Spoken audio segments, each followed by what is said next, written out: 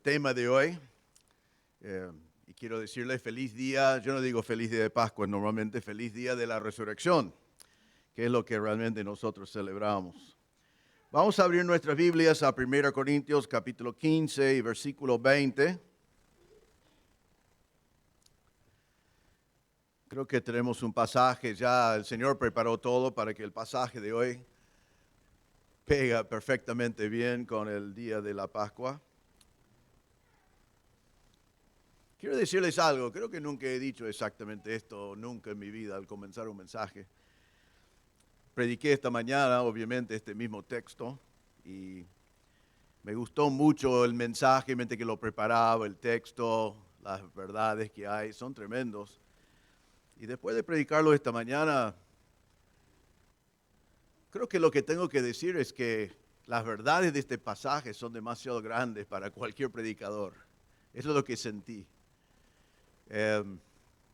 Espero que puedan captar lo que dice el pasaje, quizás a pesar del predicador, porque las verdades son tremendas y aunque uno se prepara lo mejor que puede, creo que es imposible dar el valor que tienen estas palabras, menos predicarlo sencillamente y orar que el Espíritu Santo les hace entender, que nos hace entender estas verdades.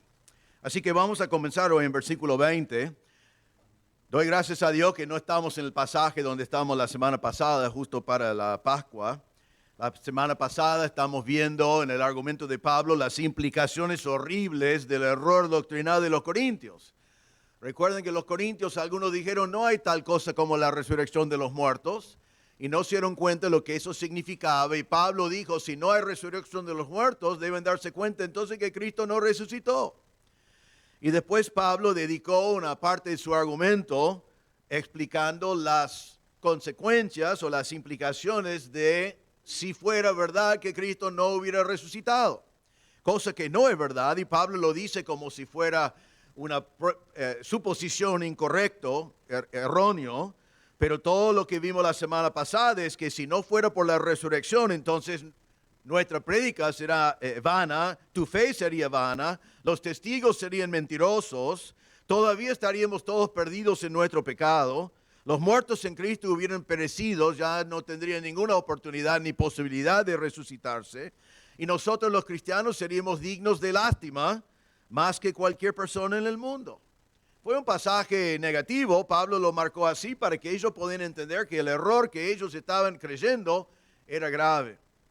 Gracias a Dios, el pasaje de hoy solo puedo decir que es un pasaje triunfante.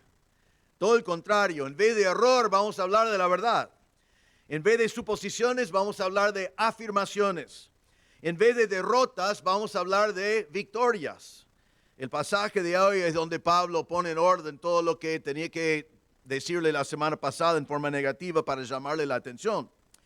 Entonces hoy en el texto vamos a ver que en la resurrección Cristo es las primicias que garantiza la victoria final. Voy a repetir eso.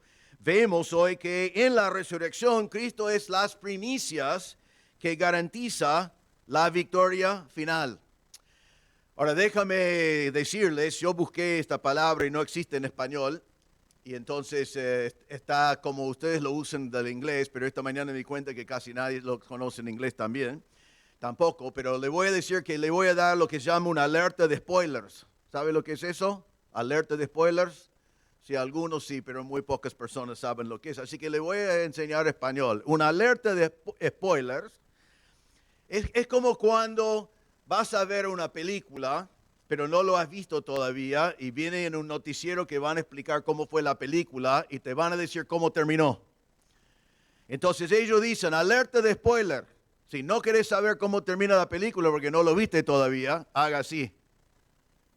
Porque vamos a decir cómo terminó. O es como un libro que no sabes cómo terminó el libro y justo alguien está hablando del libro y dice, ¿sabe qué? En el último capítulo va a pasar tal cosa. Y dices, ay, ¿para qué? ¿No? O un partido, como los mejores partidos de todos los deportes, siempre ocurren los domingos cuando uno está en la iglesia. Yo casi siempre grabo todos los partidos que yo veo.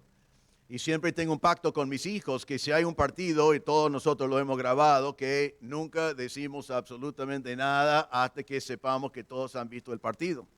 Ni una cara ponemos. Si preguntamos, ¿viste el partido? Decimos, ¿viste el partido? Porque si decimos, ¿viste el partido? Parece que ganamos. Y si decimos, ¿viste el partido? Entonces ya arruina el partido. Una vez mi papá estaba visitando en Argentina y fuimos a la iglesia un miércoles y él no nos acompañó porque no entiende español. Y había un partido muy importante cuando mi equipo, los Pistons, fueron campeones en básquet. Y era un partido post-temporada, ¿no? Post-temporada. Y mi papá lo miró y yo lo grabé. Cuando llego a casa digo, papá, no me digas lo que va a terminar, cómo terminó, no me digas nada. No. Y él dijo, no, está bien, entiendo, no te voy a decir nada. Mira, no te voy a decir cómo salió ni nada de eso. Solo te digo que el tiempo suplementario fue espectacular. Entonces, bueno, ahorré un par de horas y fui directamente al tiempo suplementario porque sabía que terminó en un empate. En este texto, el Señor nos va a decir lo que ya pasó, pero también va a decirnos cómo todo termina. Nos da el fin. En este mundo donde vivimos, donde nadie sabe lo que viene mañana y todos están preocupados porque lo que viene en el corto plazo, en el largo plazo, este pasaje nos dice cómo termina todo. Y eso para nosotros, si bien es necesitamos un spoiler si no queremos saber, pero es una gran bendición saber que en este mundo donde parece que la perversión va ganando, donde parece que todo es un caos, donde parece que todo está fuera de control, que Dios es el vencedor. Y hoy vamos a ver 3 victorias definitivas que la resurrección de Cristo proporcionó. 3 victorias que la resurrección de Cristo proporcionó. Comenzando en versículo 20, dice así. Dice así, mas ahora Cristo ha resucitado de los muertos, primicias de los que durmieron es hecho. Porque por cuanto la muerte entró por un hombre, también por un hombre la resurrección de los muertos. Porque así como en Adán todos mueren, también en Cristo todos serán vivificados. Pero cada uno en su debido orden. Cristo las primicias, luego los que son de Cristo en su venida, luego el fin. Cuando entregue el reino al Dios y Padre, cuando haya suprimido todo dominio, toda autoridad y potencia. Porque preciso es que Él reine hasta que haya puesto a todos sus enemigos debajo de sus pies. Y el postrer enemigo que será destruido es la muerte. Porque todas las cosas las sujetó debajo de sus pies. Y cuando dice que todas las cosas han sido sujetadas a Él, claramente se exceptúa aquel que sujetó a Él todas las cosas. Pero luego que todas las cosas le estén sujetas, entonces también el Hijo mismo se sujetará al que le sujetó a Él todas las cosas, para que Dios sea todo en todos. Si queréis saber ese fin, el spoiler que quería hacer la alerta, es allí en la última frase, cuando todo termina. El propósito del universo se va a cumplir cuando Dios es todo en todo. Y eso es el propósito al final de este pasaje. Ahora, quiero que antes de meternos en el pasaje, quiero darles unas pistas de cómo entender este pasaje, porque realmente Pablo nos da unas pistas. Ustedes que están tomando homilética, eso les ayudará a observar. Porque en versículo 23, Pablo prácticamente nos da el bosquejo, versículo 23 y 24, de las 3 victorias. Dice en versículo 23, pero cada uno en su debido orden, Cristo las primicias. Cristo es primero. Número 1, la primera victoria tiene que ver con Cristo, las primicias. Después hay una palabra que no parece tener importancia, pero tiene la palabra luego. Luego los que son de Cristo en su venida. Segunda victoria, los que son de Cristo en su venida. Versículo 24, luego el fin, cuando Cristo entrega el reino al Dios y Padre. Esas son las 3 victorias. Y Pablo los marca en tiempo con la palabra luego, que una cosa viene tras el otro, marcando las 3 victorias. Ahora, observen que entre la primera victoria y la segunda pasaron por lo menos 2000 años.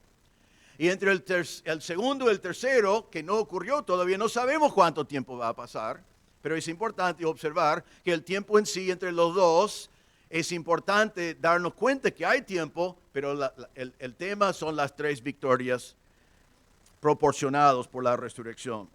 En primer lugar, en versículos 20 a 22, la primera victoria definitiva que la resurrección de Cristo proporcionó es el triunfo decisivo sobre la muerte.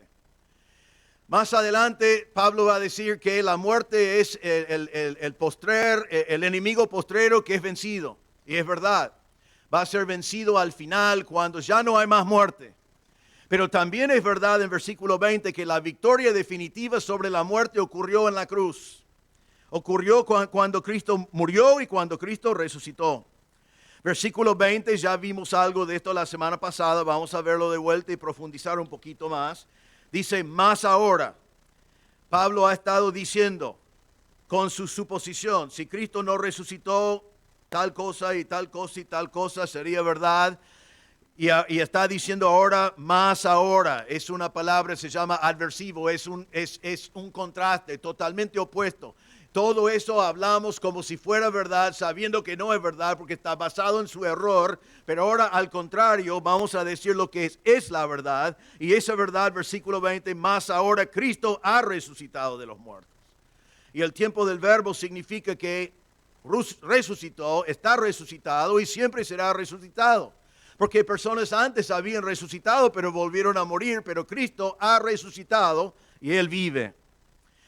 Ahora, como vimos la semana pasada en este texto entonces, y es parte del, vamos a decir, el bosquejo de Pablo, dice que Cristo es las primicias de los que durmieron en Él.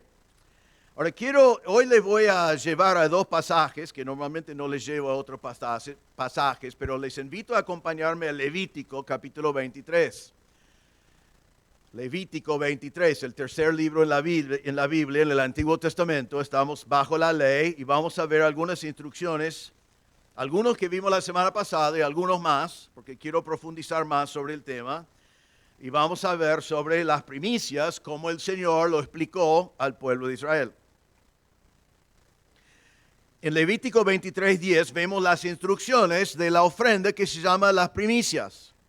¿Qué es lo que tienen que ofrendar y cuándo? En versículo 23, capítulo 23, versículo 10 dice Dios a Moisés, habla a los hijos de Israel y diles, cuando hayáis entrado en la tierra que yo os doy y seguéis su mies, traeréis al sacerdote una gavilla por primicia de los primeros frutos de vuestra siega. Entonces, en primer lugar, esta ofrenda fue la ofrenda de la primera cosa que fue cosechado, fue el principio de la cosecha. El primer fruto que sale. Una gavilla realmente no es un fruto en particular, no es una planta, sino es una medida que se puede definir así nomás como una medida pequeña de ramas atadas.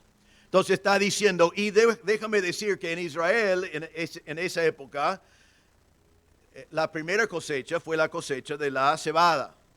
Entonces, lo que tenían que hacer es que cuando salieron las primeras plantas, ellos tomaron eso, ataron algunos y vinieron para hacer una ofrenda al Señor que se llamaba las primicias. Dieron lo primero al Señor, lo primero de todo. Ahora miren versículo 14 de Levítico 23 y dice, no comeréis pan, ni grano tostado, ni espiga fresca hasta este mismo día, hasta que hayáis ofrecido la ofrenda de vuestro Dios. Entonces estaban diciendo, comienza la cosecha, miren una cosa, no van a comer nada. No comen la cosecha, no comen nada. La primera cosa que hacen con la cosecha es hacer la ofrenda al Señor que se llama las primicias. Una vez que has dado al Señor las primicias, después pueden comer. Y después pueden seguir la cosecha. Pero las primeras plantitas que salen serán entregados al Señor como una ofrenda. Ahora, esta ofrenda de primicias, como mencionaba la semana pasada, tenía la implicación de que venía mucho más. Venía toda una cosecha atrás de las primicias. Miren versículos 15 y 16. Dice, contaréis desde el día que sigue el día de reposo, desde el día en que ofrecisteis la gavilla de la ofrenda mecida, eso es las primicias, 7 semanas cumplidas serán. Hasta el día siguiente del 7º día de reposo contaréis 50 días, entonces ofreceréis el nuevo grano a Jehová. Entonces dice, esperan 7 semanas más un día 50. Ahora, esos son 50 días. ¿Eso les hace pensar en algo los 50 días? Ayúdenme, de las fiestas. ¿Alguien sabe algo de 50 días? Pentecostés. Pente es 50, Pentecostés es justamente 50 días de la ofrenda de las primicias.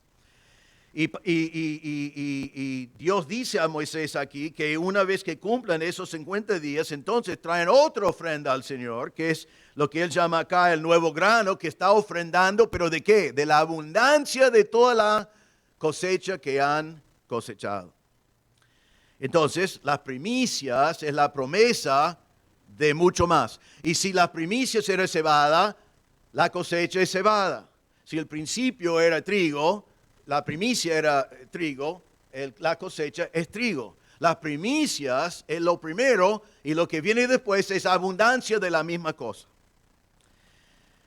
Ahora quiero que observen otra cosa que es muy interesante aquí. Espero que puedan captar esto y ver lo maravilloso que es Dios en estas cosas. En versículo 5, realmente en este pasaje, Moisés o Dios hablando a Moisés no está hablando solamente de las primicias y de Pentecostés, sino está acomodando un calendario a Israel de sus fiestas.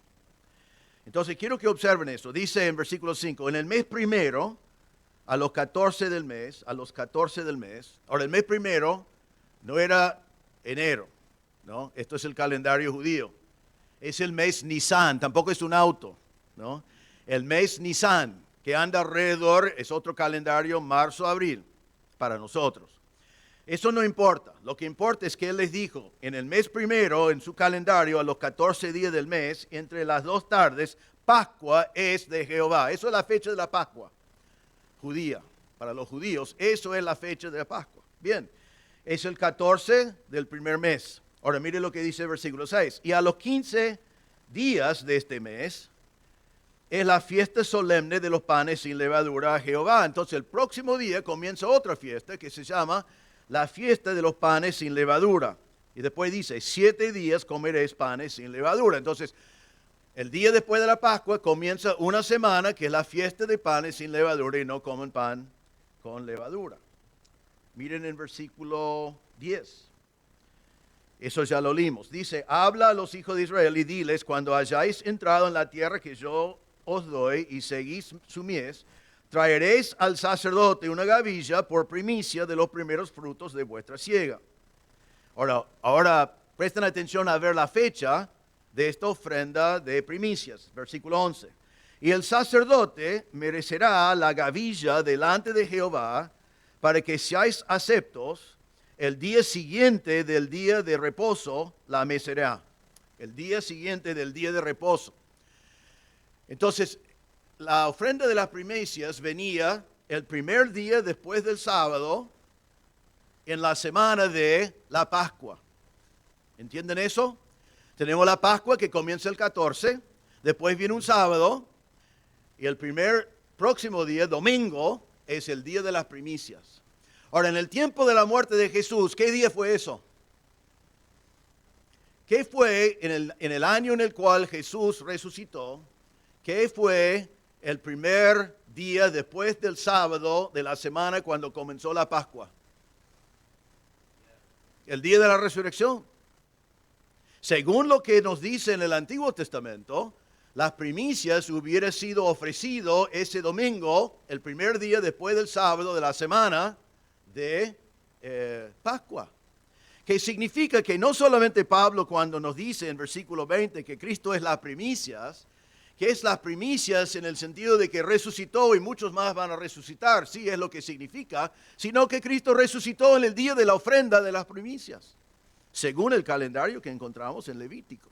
¿No es maravilloso eso?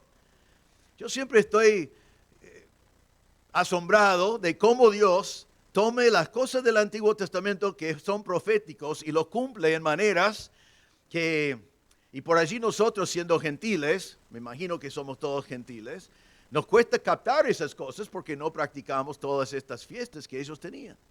Es como que cuando estaban sacrificando a los animales para la Pascua en el monte del templo, estaban sacrificando miles y miles y miles de corderos, 10 cuadras de allí, Cristo estaba muriendo, el Cordero de Dios. Y el día que Cristo resucita es el día de las primicias, 50 días antes de Pentecostés. Entonces, aquí en nuestro pasaje nos dice, pueden volver a 1 Corintios, en versículo 20, Cristo, primicias de los que durmieron, es hecho. Ahora, las implicaciones de ser las primicias, ya lo hemos mencionado, no es un evento aislado, no hay primicias sin cosecha, no hay primicias sin después la ofrenda de Pentecostés. El hecho de que hay primicias significa que viene mucho más. También significa que lo que es ofrecido en las primicias es exactamente igual a lo que va a ser ofrecido más adelante. La resurrección de Cristo solo fue el anticipo.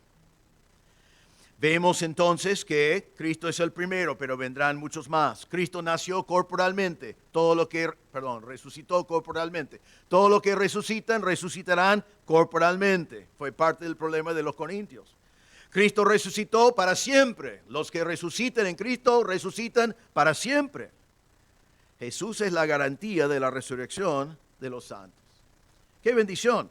Ahora, con eso Pablo sigue hablando de las primicias en versículos 21 y 22 y nos da dos por qué, versículo 21 por qué y versículo 22 por qué. Él es las primicias por estas razones. Ahora, estos dos versículos son versículos de gran importancia teológicamente, tan importancia para nuestras vidas. En un momento voy a pedir el otro pasaje que quiero que miren conmigo, va a ser Romanos 5, versículo 12, donde estas mismas verdades están dadas en forma más amplia. Pero mire lo que dice. Aquí el Señor va a hablar de dos hombres. Y a propósito, déjame decir, lo voy a decir así tal cual como es y después le voy a explicar. En toda la historia, solo han vivido dos hombres. Solo dos. ¿Qué significa eso? Dios hizo el hombre a su imagen, Dios hizo el hombre en cierta forma. Adán fue el primer hombre, Cristo fue el segundo hombre. Todo el resto de nosotros nacimos en pecado. Ninguno de nosotros es el hombre que Dios nos creó a ser. Entonces este pasaje va a hablar muchas veces de los dos hombres. En este caso dice que hay dos hombres, el primer hombre es Adán, el segundo hombre es Cristo. Y mire lo que dice en versículo 21, porque por cuanto la muerte entró por un hombre, la muerte entró por un hombre. La muerte no entró por Eva, aunque Eva pecó. La muerte entró por Adán, porque Adán representaba a todos nosotros. Abraham representaba a toda la raza. Abraham fue la cabeza de la raza. Adán tenía en sí toda la humanidad. Y dice que la muerte entró en el hombre por medio de un hombre. La agencia por lo cual el pecado y la muerte entró a todos nosotros era por medio de un hombre. Ahora recuerden en Génesis 2:17 el Señor dijo, no comerás del árbol de la ciencia del bien y del mal, porque el día que de él comieres, ciertamente que morirás. Y después cuando vino el juicio, el Señor dio el juicio a todos los que estaban involucrados, pero cuando termina dice, pues polvo eres y al polvo volverás. Dios no hizo el hombre para morir. Nosotros nos choca tanto la muerte cuando vamos a un funeral o vamos así, cuando alguien muere, es un choque terrible para nosotros. ¿Por qué? Porque Dios no nos hizo para morir. Dios nos hizo para vivir eternamente. No es la naturaleza con la cual el Señor nos hizo morir. Pero la muerte entró por un hombre. Ahora vayan conmigo a Romanos 5, por unos momentos, 5 y versículo 12. Vamos a ver lo que dice de este hombre Adán. Porque realmente simplemente es una ampliación de versículos 21 y 22. Dice así, Romanos 5, 12. Por tanto, como el pecado entró en el mundo por un hombre, Adán, y por el pecado entró la muerte, así la muerte pasó a todos los hombres, por cuanto todos pecaron. Qué increíble verdad, lamentable esa verdad, pero es la verdad y es mejor que lo entendemos. Por un hombre entró el pecado, por el pecado entró la muerte, y por eso no nos sorprende cuando morimos, porque sabemos que todos morimos. La mayoría de la gente no entiende por qué morimos, pero todos morimos porque el pecado entró por un hombre y con el pecado la muerte. Y nosotros esperamos la muerte porque todos hemos pecado. Pero mire ahora en lo que dice el versículo 17, la primera parte. Dice, pues si por la transgresión de uno solo, Adán, reinó la muerte, hasta allí nomás por ahora, por la transgresión de uno, reinó la muerte. Reina la muerte en el mundo en el cual vivimos. ¿Por qué? Por la transgresión de uno. Miren 5:18, la primera frase. Dice, así que por la transgresión de uno vino la condenación a todos los hombres. Nosotros nacimos en pecado, nacimos muertos, nacimos condenados, nacimos bajo la ira de Dios. ¿Por qué? Porque nacimos hijos de Adán. Por el pecado de uno solo, todos nosotros somos condenados. Versículo 19. Porque así como por la desobediencia de un hombre, Adán, los muchos fueron constituidos pecadores. Somos pecadores por constitución, somos pecadores por esencia, porque nacimos herederos del pecado de Adán, de la familia de Adán, de la raza de Adán, por la raza humana. Ahora, quizás en este momento queremos parar un momento y vos querés decir, ¿por qué? Yo no estaba allí, yo no comí, ¿por qué yo tengo que pagar las consecuencias por el pecado de Adán? Quiero decir dos cosas en cuanto a este momento, porque yo me acuerdo hace años atrás, yo preguntaba eso bastante, y tuve que entender que Adán representaba a todos nosotros, etc. Pero por ahora solo quiero decirles así, la justicia de Dios es así. Dios ha decidido hacer las cosas así. Nosotros estábamos en Adán. No sé si podemos suponer que cualquiera de nosotros hubiéramos hecho lo mismo, habiendo sido creados sin pecado, no lo sé. Pero el plan de justicia de Dios es que Adán podía representar a todos nosotros, y cuando él pecó, nosotros nacimos en pecado. Ahora, si no te gusta eso, y puedo entender que no te gustaría eso, date cuenta que Dios dice que es así, pero le voy a dar un pequeño anticipo. Porque una vez que entendí otra cosa, digo, menos mal que Dios tiene un sistema que es distinto de mi sistema. ¿Por qué? ¿Sabe por qué? Porque como Adán me representaba a mí y yo no estaba presente, Cristo en la cruz también me representaba a mí y yo no estaba presente. A la misma medida que en el sistema de justicia de Dios yo soy culpable por lo que hizo Adán, también yo puedo ser salvo por lo que hizo Cristo. Amén. Y gracias a Dios por eso. Eso es el plan de Dios. Y vamos a verlo un poco más en unos momentos. Ahora, quédate en Romanos porque voy a estar allí algo más, pero déjame hacer otro comentario aquí de nuestro texto. En versículo 22 dice, porque así como en Adán todos mueren. La palabra mueren significa presente continuo. Los que estamos en Adán mueren, morimos, mueren, estamos muertos. Ahora, ¿cuántos de nosotros estamos en Adán? Te hago una pregunta. ¿Naciste? Si naciste, estás en Adán. Todos los descendientes de Adán están en Adán. Y acá dice en versículo 22, como en Adán todos mueren. Todo lo que nacimos descendientes de Adán, nacimos pecadores, nacimos muertos en nuestros pecados, nacimos bajo el juicio de Dios y nacimos con el destino de morir físicamente. Una vez que nos damos cuenta de la vida y la muerte, sabemos que vamos a morir. Es una verdad universal, pero la verdad es que viene porque somos hijos de Adán. Pero gracias a Dios, no es el único hombre que ha existido, sino hay un segundo hombre. Y en versículo 21 dice, por cuanto la muerte entró por un hombre, también por un hombre, Cristo, entró la resurrección de los muertos. Por un hombre. ¿Quién fue ese hombre? Jesucristo hombre.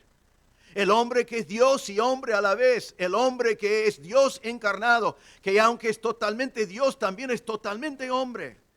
Y ese hombre vino y murió por nosotros. Ese hombre vino y por medio de un hombre vino la resurrección de los muertos a todos nosotros. Es el medio. Entró por medio de Adán el pecado, entró por medio de un solo hombre, Cristo, la resurrección. Es el único medio. No podés ser resucitado por ningún otro medio. Un hombre, el Señor Jesucristo, también siendo Dios, resucitando las primicias de todos los hombres. Dice después en versículo 22, así como en Adán todos mueren y vimos que todos estamos en Adán, dice, también en Cristo todos serán vivificados. ¡Qué grande! Ahora déjame decir, hay algunos acá que toman este pasaje, son herejes, y dicen, mira una cosa, todos morimos en Adán y todos vivimos por Cristo. Nadie va al infierno. Todos seremos salvos. Se llama universalismo. Pero mire lo que dice el pasaje. Los que están en Adán mueren. ¿Quiénes somos en Adán? Todos. También en Cristo todos serán vivificados. ¿Quiénes serán vivificados? Los que están en Cristo. Y la verdad es que todos los que están en Cristo serán vivificados. Tendrán vida. Ahora mire otra vez en Romanos 5, si están allí. 5:17. Vimos ya, dice, pues si por la transgresión de uno solo, Adán, reinó la muerte, mucho más reinarán en vida por uno solo, Jesucristo, los que reciben la abundancia de la gracia. Como la muerte reinó por Adán, ahora reina la vida por medio de Jesucristo y su gracia. Nosotros que estamos en Cristo, por la gracia de Dios, reina la vida. Versículo 18 de Romanos 5. Ya vimos, así que como por la transgresión de uno, Adán, vino la condenación a todos los hombres, de la misma manera por la justicia de uno, Jesús, vino a todos los hombres la justificación de vida. Somos justificados por medio de la obra de Cristo. Soy declarado justo delante de Dios porque Cristo pagó por mis pecados. Romanos 5:19, ya vimos que dice, porque así como por la desobediencia de un hombre, Adán, los muchos fueron constituidos pecadores, así también por la obediencia de uno, Cristo, los muchos serán constituidos justos. Gracias a Dios, hermanos, si estamos en Cristo, somos justos delante de Dios. Fuimos representados en Adán, no nos gusta. Si hemos confiado en Cristo, somos representados en Cristo, en su resurrección en su muerte y su resurrección. Nos gusta, amén. Qué grande. Yo no estaba allí, pero la obra de Cristo en la cruz fue suficiente para mí. Yo no fui allí cuando Él resucitó, pero es la primicia de mi resurrección. Porque Él resucitó, yo voy a resucitar. Así que en Adán soy pecador, pero gloria a Dios, en Jesús tengo vida. Quiero parar acá un momento antes de ir a la segunda victoria que vemos de la resurrección. Sé que todos nosotros estamos en Adán. Todo lo que nacimos estamos en Adán. Nacimos en pecado, nacimos condenados, nacimos en destino al juicio final del Señor en el infierno. Lo que no sé es si todos nosotros estamos en Cristo. Si estás en Adán, pero ahora estás en Cristo, la muerte no reina, sino la vida reina. Tenés vida eterna, tenés perdón. Ya vivimos en Cristo. Pero si estás aquí en esta noche, estás en Adán, pero nunca has confiado en Cristo como tu Salvador, no estás en Cristo. Todavía no tenés la resurrección de Cristo, no tenés el perdón de pecados que Él compró en la cruz, no tenés la vida eterna, porque no estás en Cristo. Sería una tragedia estar aquí en esta noche viendo estos pasajes que estamos mirando, entrando siendo en Adán, pero no en Cristo, y saliendo todavía siendo en Adán.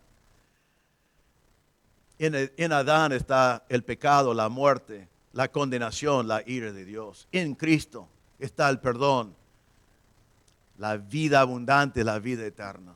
Si estás aquí sin Cristo, reconozca que eres un pecador nacido de Adán y ponga tu fe en el Señor Jesucristo y lo que Él hizo en la cruz cuando murió por ti y después resucitó en victoria. La primera victoria de la resurrección es el triunfo definitivo sobre la muerte. Número 2, la segunda victoria es la resurrección de los muertos en Cristo, versículo 23. Dice, pero cada uno en su debido orden. Cristo las primicias. Cristo fue el primero que resucitó. Luego, los que son de Cristo en su venida. La segunda victoria es la resurrección de los muertos en Cristo cuando el Señor viene. Pablo dice cada uno a su debido tiempo. Él dice hay un orden acá.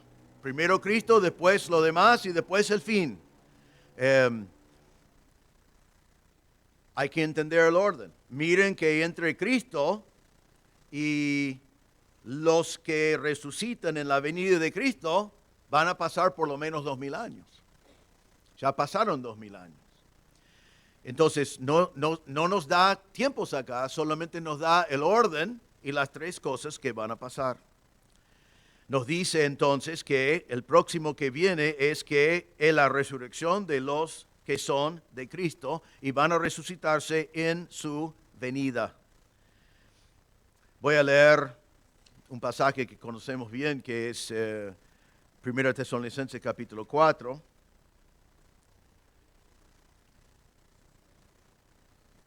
Aquí está. 1 Tesalonicenses 4, que habla de la venida del Señor. Y dice, porque si creemos que Jesús murió y resucitó, así también traerá Dios con Jesús a los que durmieron en él. Porque el Señor mismo, con voz de mando, con voz de arcángel y con trompeta de Dios, descenderá del cielo, y los muertos en Cristo resucitarán primero. Qué lindo. Eso es a la venida del Señor.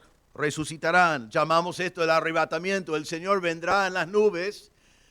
Nosotros que hemos muerto, si hemos muerto para ese tiempo, volveremos con Él, pero no el cuerpo resucitará y nuestros cuerpos resucitarán y los que viven cuando Él viene y todos nos encontramos con el Señor en las nubes, dice la palabra de Dios. Qué lindo, qué bendición. Los corintios habían dicho que el cuerpo no resucita y Pablo decía aquí también a los tesalonicenses, cuando viene el Señor, los muertos en Cristo resucitarán. En nuestro texto la palabra su venida es la palabra parousia. Quizás has escuchado esa palabra. Si lees teología vas a ver la palabra parousia. Es la palabra que es traducido venida. Fue una palabra muy común entre los romanos en aquel entonces. Significaba la llegada. Fue utilizado para la llegada de un rey o especialmente en el mundo bíblico la llegada de un emperador. Sabe que nosotros estamos acostumbrados a ver al presidente por televisión, ¿no? Vemos al presidente, escuchamos sus discursos, vemos cuando está hablando, contestando cosas y prácticamente es como si lo conocemos. Por allí pensamos que él puede ver a nosotros, ¿no? Y que conoce a nosotros, pero no. Pero sabemos cómo es, sabemos cómo se ve, conocemos sus gestos, sabemos las cosas. En el mundo romano no fue así. Los emperadores muy pocas veces hicieron viajes para saludar a su gente.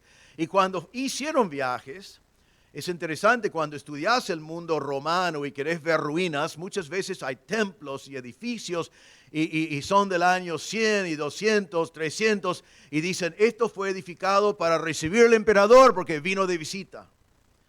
Y eso en aquel entonces fue una parousia. Viene el emperador, prepararon por meses o años, edificaron cosas, hicieron una recepción, hicieron un desfile, hicieron todo para el emperador. Eso se llamaba una parousia. Y ahora el texto dice que cuando Cristo viene, los muertos en Cristo resucitarán. Resucitarán corporalmente.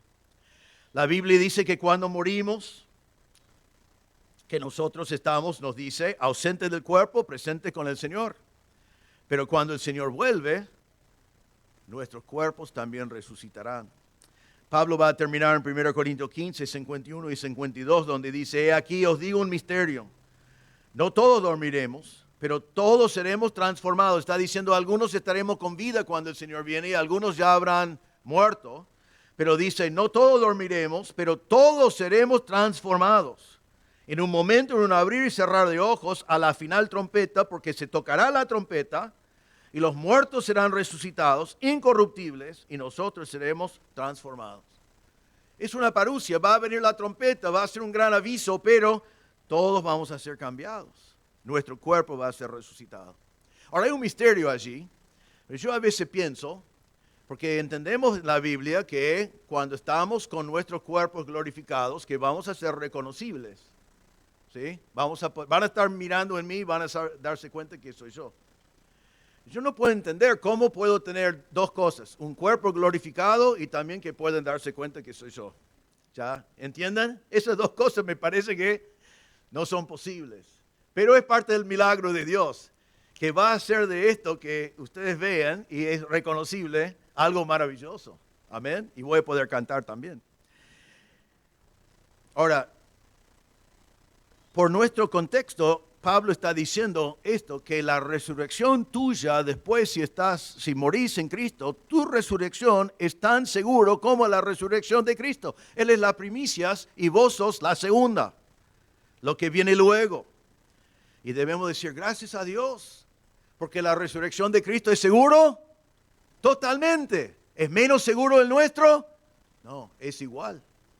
Hermanos, vamos a resucitar. Vamos a pasar la eternidad con el Señor. Estos cuerpos serán resucitados. Eso es la segunda victoria. Versículo 24, vemos la tercera victoria, proporcionado por la resurrección. Y eso es la entrega final del reino al Padre. La entrega final del reino al Padre. Ahora voy a tratar de explicar esto bien. Es un poco complicado al principio. Les animo a volver a casa a mirarlo más después del mensaje, porque realmente requiere contemplación y requiere mirarlo bien. Voy a hacer lo posible en hacerlo bien entendible. Versículo 24, luego, el fin. Cuando entregue el reino al Dios y Padre. Eso es el fin, cuando el Señor entregue el reino al Dios y Padre. Pero el contexto nos indica que van a tener que pasar algunas cosas antes de ese día, porque nos dice cosas que tienen que pasar antes. Otra vez, no sabemos cuánto tiempo hay entre el versículo 23, cuando los muertos en Cristo resucitan, y cuando Cristo entrega el reino a Dios y el Padre. Yo diría por lo menos 1000 años, los 1000 años del reino acá en la tierra, milenial. Pero junto con eso no sabemos bien, pero tiempo hay y eventos hay. Ahora recuerden que el propósito de versículo 24 de entregar el reino al Dios y Padre es para que Dios sea todo en todos. Y mientras que vamos mirando en eso, date cuenta de eso. El Señor Jesucristo, siendo Dios, siendo el que murió y el que resucitó, todo lo que sufrió y todo lo que hizo, su propósito número uno es que Dios el Padre sea todo en todos. Eso es su meta, eso es su fin, eso es lo que Él quiere lograr, es lo que va a lograr. Dice versículo 24, entonces, cuando entregue el reino a Dios, que es subjuntivo, falta todavía, pero va a pasar. ¿Qué tiene que pasar antes? Dice, luego el fin, cuando entregue el reino al Dios y Padre, cuando haya suprimido todo dominio, toda autoridad y potencia. Antes de entregar el reino al Señor, Jesús va a suprimir todo dominio, toda autoridad y toda potencia. La palabra suprimir significa anular, invalidar, abolir, eliminar. Ahora vamos a hablar en un momento brevemente, porque no es el propósito de Pablo hablar en detalle del todo dominio, autoridad y potencia, y nosotros tampoco vamos a profundizar mucho. ¿Qué está diciendo acá? Que el Señor Jesucristo va a eliminar a todo reino que opone el reino de Dios. Los reinos que oponen el reino de Dios, Él va a vencer, va a abolir. La palabra dominio significa autoridad o dirigente. La palabra autoridad significa gobernante o el que tiene poder. La palabra potencia significa el que tiene fuerza, quizás tiene militar. No importa tanto eso, sino está diciendo que toda clase de autoridad, toda clase de poder, toda clase de dominio que opone al reino de Cristo será eliminado. La gente de aquel entonces pensaba en Roma.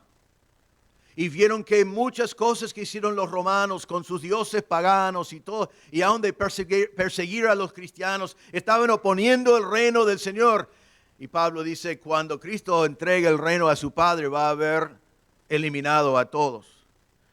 En aquel entonces pensaba en Roma, quizás hoy pensás en Rusia, o quizás hoy pensás en Estados Unidos. Quizás será en otro momento.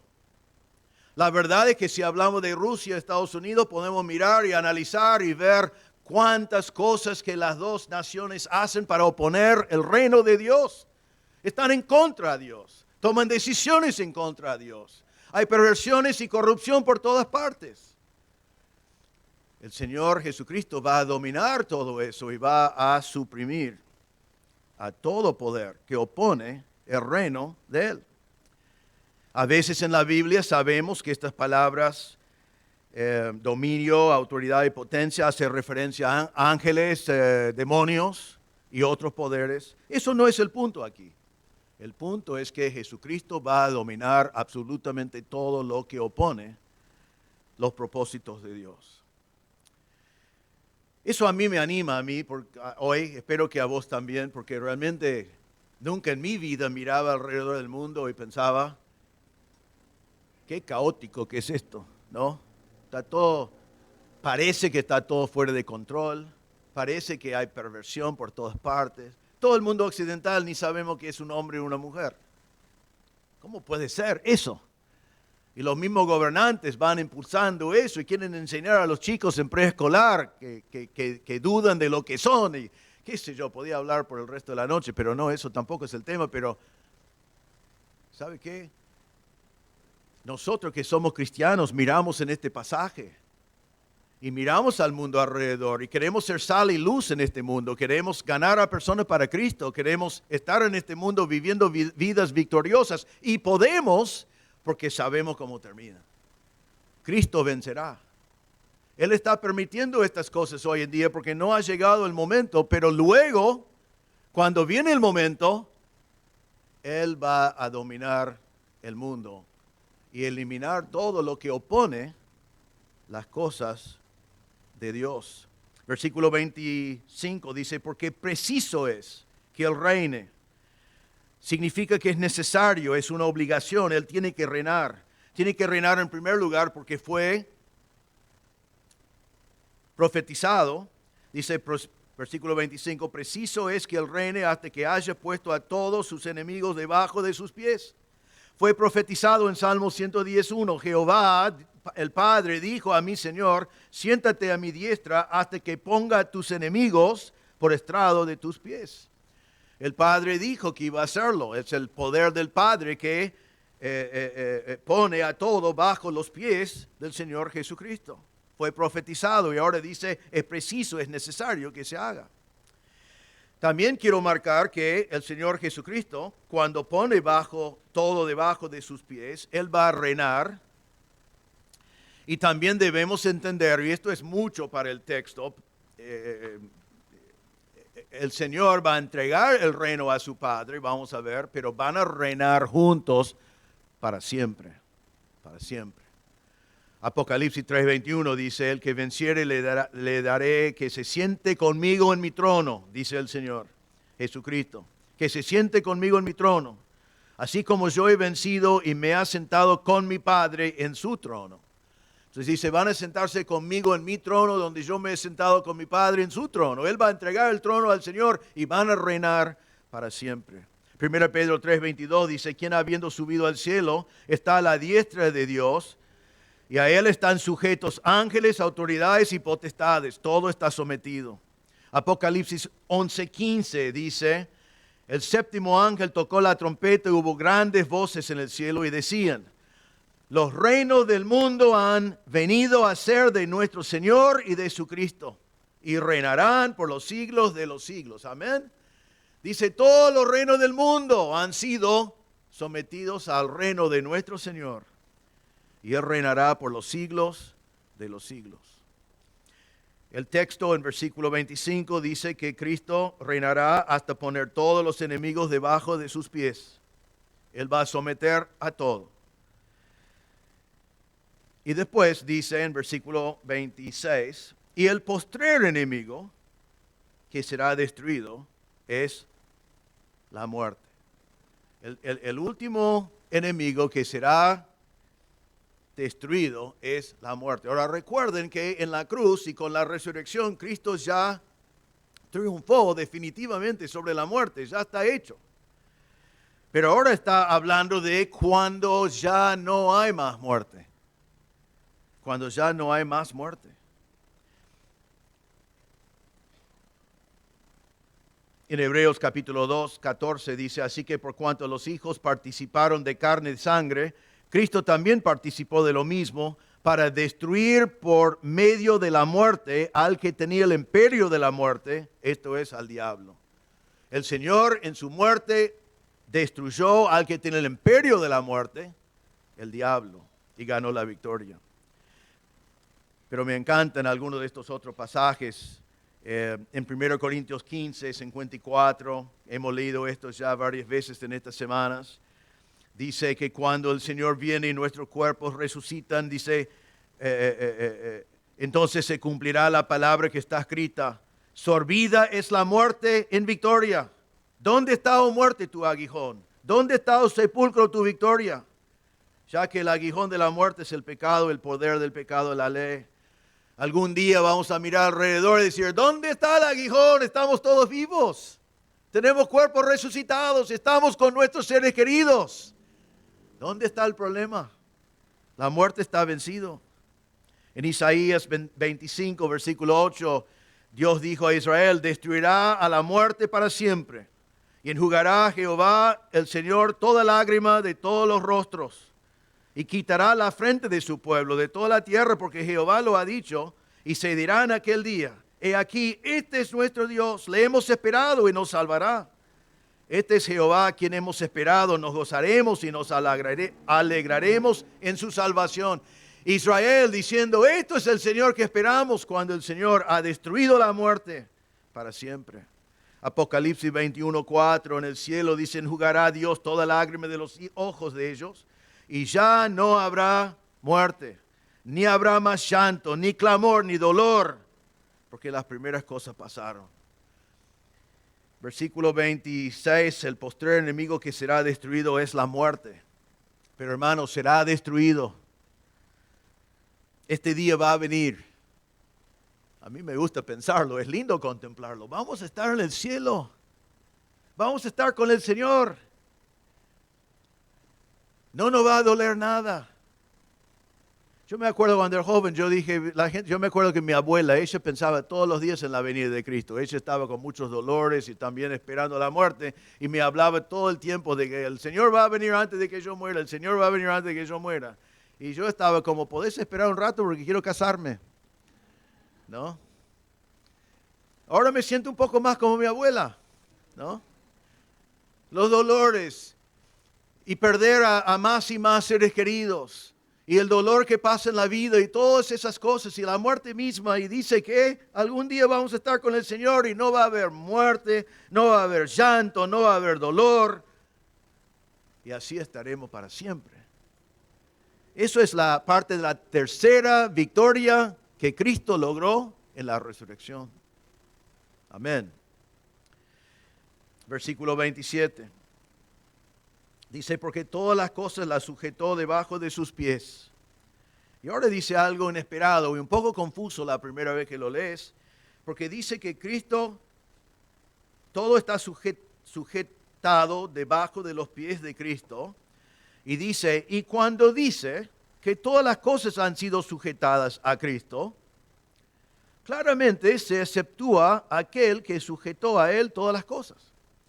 Entonces ahora Pablo hace una pequeña aclaración y dice, cuando dice que todo es sujetado a Cristo, hay una excepción.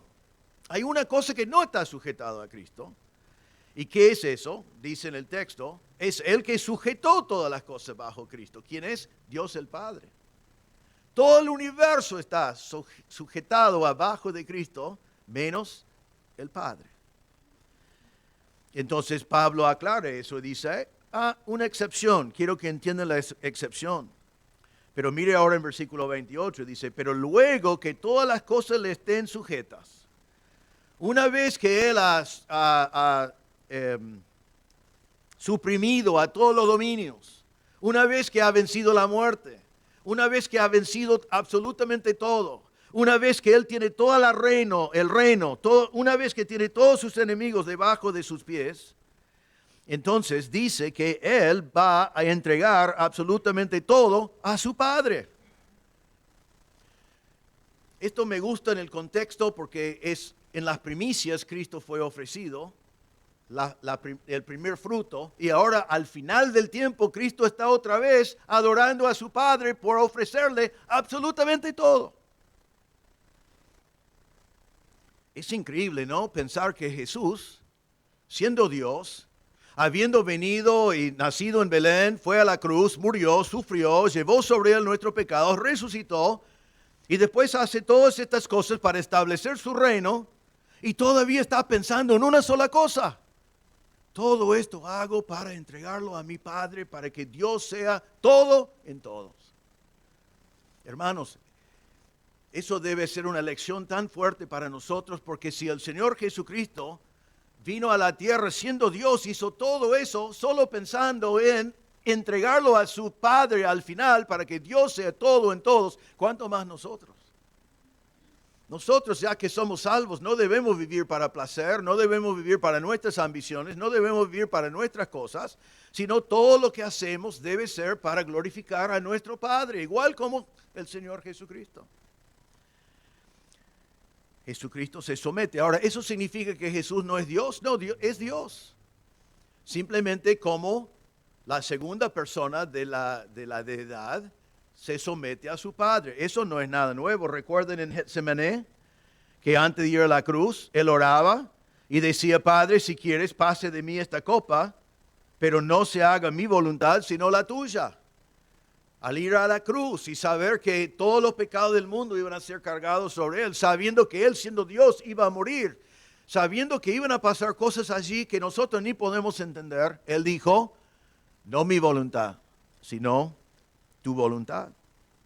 En Filipenses capítulo 2 dice que nosotros debemos tener la actitud que tenía el Señor Jesús, dice, el cual, siendo en forma de Dios, no estimó el ser igual a Dios como cosa que aferrarse, sino que se despojó a sí mismo, tomando forma de siervo, hecho semejante a los hombres, y estando en condición del hombre, se humilló a sí mismo, haciéndose obediente hasta la muerte y muerte de cruz. Eso es el Señor Jesucristo sometiéndose al Padre. Se humilló para hacerse hombre, se humilló para ir a la cruz. Lo pusieron allí en público, desnudo, para que la gente podía burlarse de él. Murió y dijeron, si eres el Mesías, ¿por qué no bajás? Fue humillado por completo y lo hizo para salvar a nosotros y sometiéndose al Padre.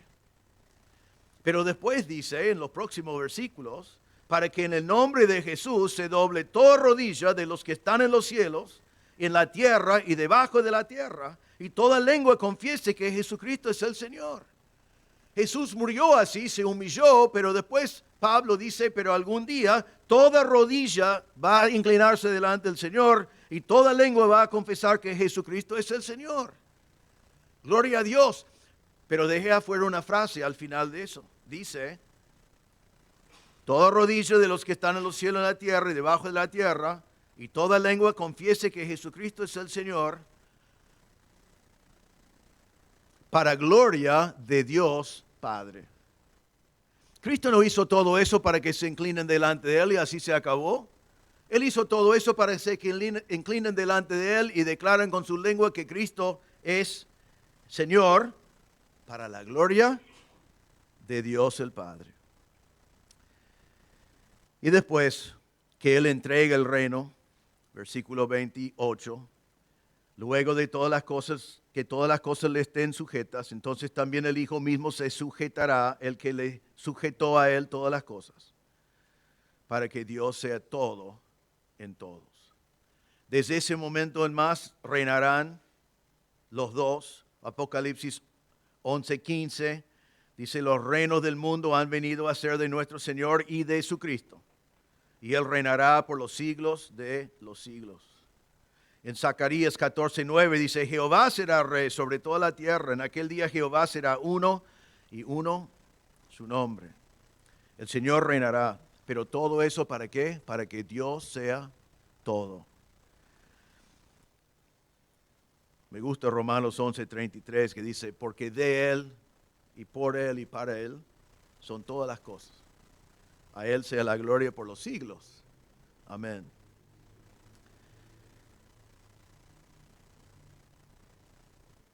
El fin de todo es que Dios sea todo en todos. Todas estas tres victorias vienen porque Cristo resucitó. Pero todo en su orden. Y el orden lo hemos visto aquí. Pasado, Cristo ya resucitó. El triunfo definitivo sobre la muerte. Porque Cristo resucitó, nosotros resucitaremos. Hay una tumba vacía en Israel. Cristo vive. Pero Cristo es las primicias. Viene mucho más.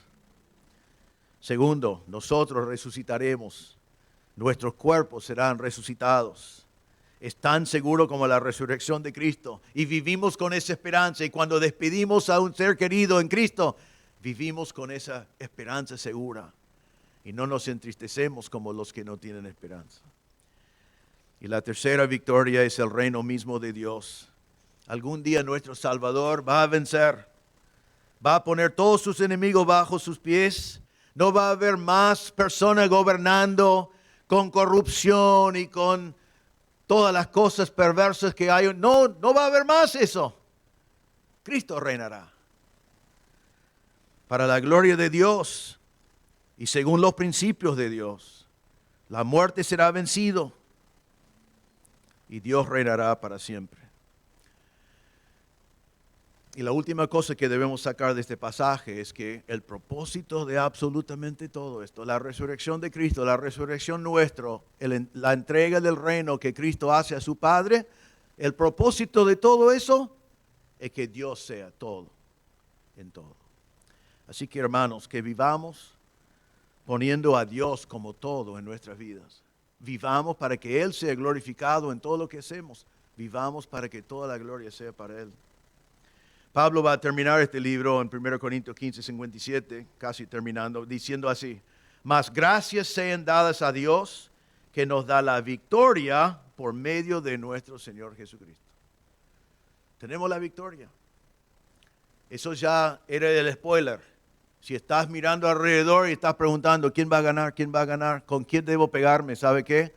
Cristo va a ganar y Dios será glorificado. Entonces, hermanos, victoria. Vivimos vidas victoriosas. Quiero terminar solamente haciendo esta pregunta otra vez. Todos los presentes están en Adán. Eso sé, porque todos nacimos. Nacimos en Adán, pecadores, condenados, camino al infierno. Pero te pregunto en esta noche, ¿estás también en Cristo? Porque los que están en Cristo no están condenados ya. Ya no hay condenación para los que han creído en Cristo. Ya no estamos bajo la ira de Dios, sino tenemos vida eterna, estamos esperando la venida del Señor Jesucristo. Si viniste esta noche en Adán, pero no viniste en Cristo, te animo a no salir de este lugar hasta que estés en Cristo. ¿Y cómo puedes estar en Cristo? Cristo ya hizo todo. Él murió por tus pecados, Él resucitó para darte vida. Tú no puedes agregar nada, simplemente tenés que reconocer que naciste en Adán, que eres pecador y que necesitas de un Salvador, y poner tu fe en el Señor Jesucristo, su muerte y su resurrección en tu lugar. Y la Biblia dice que el que cree en Él será salvo. Todos estamos en Adán.